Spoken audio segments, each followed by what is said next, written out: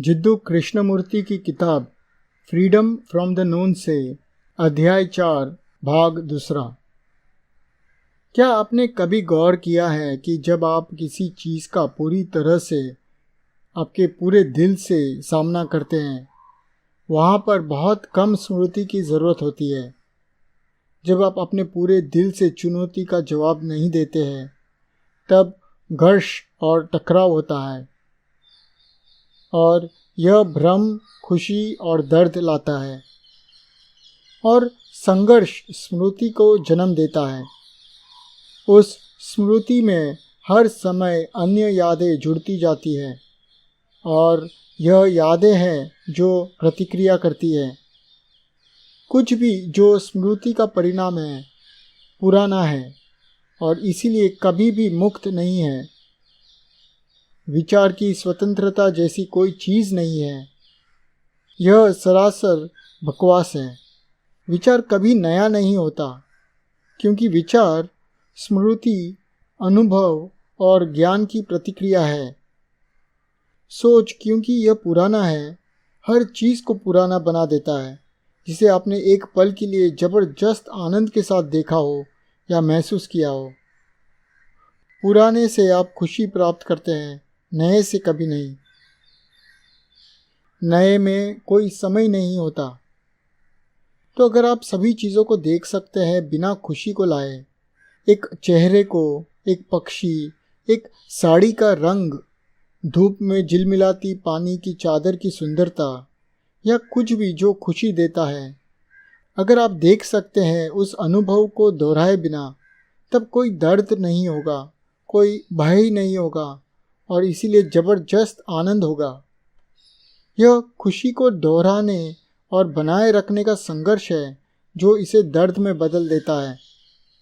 इसे अपने आप में देखें।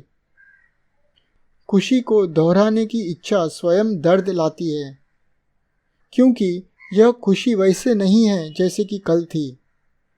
आप न केवल उस खुशी को प्राप्त करने के लिए संघर्ष करते हैं, बल्कि आपको उसी तरह का एहसास चाहिए जैसे पहले आपने महसूस किया था। और क्योंकि आपको वह एहसास नहीं मिल सकता फिर से, आपके मन को आहट और निराशा होती है। क्या आपने देखा है कि जब आप थोड़े से सुख से वंचित रह जाते हैं तो आपके साथ क्या होता है? जब आपको वह नहीं मिलता है जो आप चाहते हैं, तो आप चिंतित, ईर्ष्यापूर्ण और घृणित हो जाते हैं। क्या आपने देखा है कि जब आपको शराब पीने की खुशी से वंचित कर दिया जाता है, या धूम्रपान या सेक्स या जो कुछ भी कहे, क्या आपने देखा है कि आप किन संघर्षों से गुजरते हैं? और वह सब भय का एक रूप है ना? आपको डर है कि जो आप चाहते हैं वो आपको नहीं मिलेगा, या डर उसे खोने का जो आपके पास है। जब आपके कुछ विश्वास या विचारधारा जो आपने वर्षों से संभाले हुए हैं, वह आपके जीवन से छीनी जाती है या दूर कर दी जाती है, तो क्या आप अकेले खड़े होने से डरते नहीं हैं? उस विश्वास ने आपको बरसों तक संतुष्टि और आनंद दिया है, और जब इसे निकाल लिया जाता है तो आप अटक जाते हैं, खाली रह जाते हैं, और डर तब तक बना रहता है जब तक कि आप एक और खुशी, एक नया विश्वास नहीं ढूंढते। यह मुझे इतना सरल लगता है, और क्योंकि यह इतना सरल है कि हम इसकी सरलता को देखने से इनकार कर देते हैं। हमें हर चीज़ को जटिल बनाना पसंद है। जब आपकी पत्नी आपसे दूर हो जाती है, तो क्या आपको जलन नहीं होती है? क्या आप नाराज़ नहीं होते हैं? क्या आपको उस आदमी से नफरत नहीं है जिसने उसे आकर्षित किया है? और वह सब क्या है पर कुछ खोने का डर जिसने आपको बहुत खुशी दी है, एक सहचर्य, एक निश्चित गुणवत्ता का आश्वासन और कब्जे की संतुष्टि। इसीलिए यदि आप समझते हैं कि जहाँ सुख की तलाश है वहाँ दर्द होना ही चाहिए, फिर भी उस तरह से आप जीना चाहते हैं, तो जिए, लेकिन बस उसमें फंसे नहीं।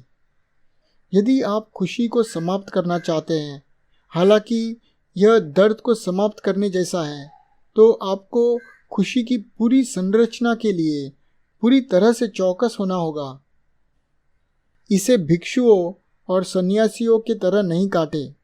एक महिला को कभी नहीं देखते क्योंकि वे सोचते हैं कि यह एक पाप है और इससे उनकी समझ की शक्ति नष्ट हो जाती है। आपको खुशी का पूरा अर्थ और महत्व देखना होगा, तब आपको जीवन में जबरदस्त आनंद मिलेगा। आप आनंद के बारे में नहीं सोच सकते। आनंद एक तात्कालिक चीज़ है और इसके बारे में सोचने से आप इसे खुशी में बदल देते हैं। वर्तमान में जीना सुंदरता से तात्कालिक अनुभूति है और उसमें से आनंद मांगे बिना उसमें बहुत आनंद है।